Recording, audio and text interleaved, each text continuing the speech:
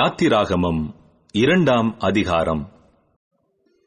லேவியின் குடும்பத்தாரில் ஒருவன் லேவியின் குமாரத்திகளில் ஒருத்தியை விவாகம் பண்ணினான்.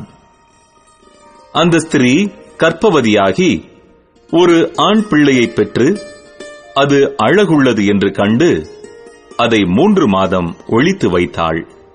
அவள் அதை அப்புறம் ஒளித்து வைக்க கூடாமல் ஒரு நாணர் பெட்டியை எடுத்து அதற்கு பிசினும் கீலும் பூசி அதிலே பிள்ளையை வளர்த்தி நதியோரமாய் நாணலுக்குள்ளே வைத்தாள். அதற்கு என்ன சம்பவிக்கும் என்பதை அறியும்படி அதன் தமக்கை தூரத்திலே நின்று கொண்டிருந்தாள். அப்பொழுது பார்வோனுடைய குமாரத்தி நதியில் ஸ்நானம் பண்ண வந்தாள். அவளுடைய தாதிகள் நதியோரத்தில் உலாவினார்கள். அவள் நாணலுக்குள்ளே இருக்கிற பெட்டியை கண்டு தன் தாதியை அனுப்பி அதை கொண்டு வரும்படி செய்தாள். அதை திறந்தபோது பிள்ளையை கண்டாள். பிள்ளை அழுதது. அவள் அதின்மேல் இரக்கமுற்று, இது எபிரெயர் பிள்ளைகளில் ஒன்று என்றாள். அப்பொழுது அதன் தமக்கை பார்வோனின் குமாரத்தியை நோக்கி, உமக்கு இந்த பிள்ளையை வளர்க்கும்படி எபிரெய ஸ்திரீகளில் பால் குடிக்கிற ஒருத்தியை நான் போய் உம்மிடத்தில் அழைத்துக் கொண்டு வரட்டுமா என்றாள். அதற்கு பார்வோனுடைய குமாரத்தி, அழைத்துக் கொண்டு வா என்றாள். இந்த பெண் போய் பிள்ளையின் தாயையே அழைத்துக் கொண்டு வந்தாள்.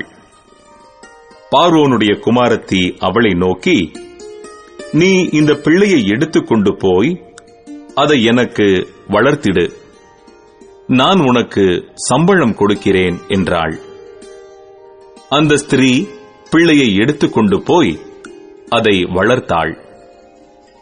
பிள்ளை பெரிதான போது அவள் அதை பார்வோனுடைய குமாரத்தியினிடத்தில் கொண்டு போய் விட்டாள். அவளுக்கு அவன் குமாரன் ஆனான்.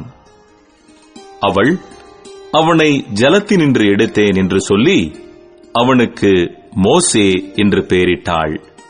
மோசே பெரியவனான காலத்தில் அவன் தன் சகோதரரிடத்தில் போய் அவர்கள் சுமை சுமக்கிறதை பார்த்து, தன் சகோதரராகிய எபிரெயரில் ஒருவனை ஒரு எகிப்தியன் அடிக்கிறதைக் கண்டு அங்கும் இங்கும் பார்த்து ஒருவரும் இல்லை என்று அறிந்து எகிப்தியனை வெட்டி அவனை மணலிலே புதைத்து போட்டான். அவன் மறுநாளிலும் வெளியே போனபோது எபிரெய மனுஷர் இருவர் சண்டை பண்ணிக் கொண்டிருந்தார்கள்.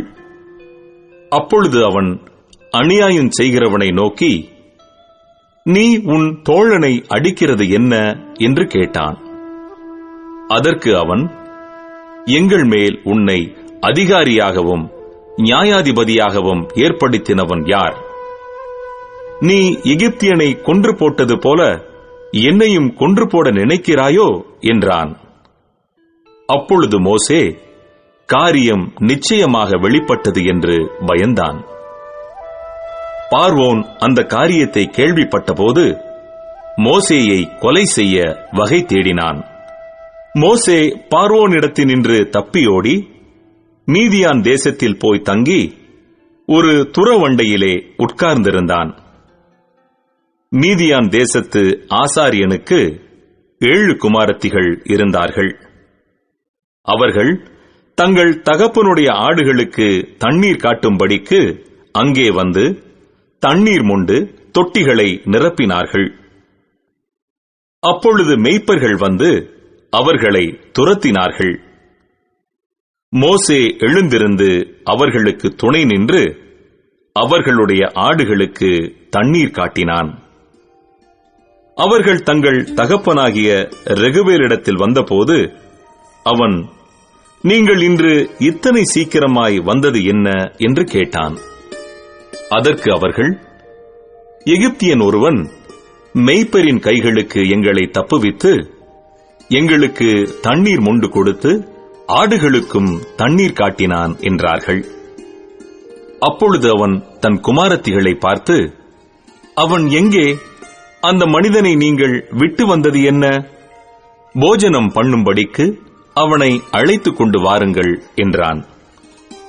மோசே அந்த மனிதனிடத்தில் தங்கியிருக்க சம்மதித்தான். அவன் சிப்போராள் என்னும் தன் குமாரத்தியை மோசேக்கு கொடுத்தான். அவள் ஒரு குமாரனை பெற்றாள். நான் அந்நிய தேசத்தில் பரதேசியாய் இருக்கிறேன் என்று சொல்லி அவனுக்கு கெர்சோம் என்று பெயரிட்டான். சில காலம் சென்ற பின் எகிப்தின் ராஜா மரித்தான். இஸ்ரவேல் புத்திரர் அடிமைத்தனத்தினால் தவித்து முறையிட்டுக் கொண்டிருந்தார்கள். அவர்கள் அடிமைத்தனத்திலிருந்து முறையிடும் சத்தம் தேவ சந்நிதியில் எட்டினது.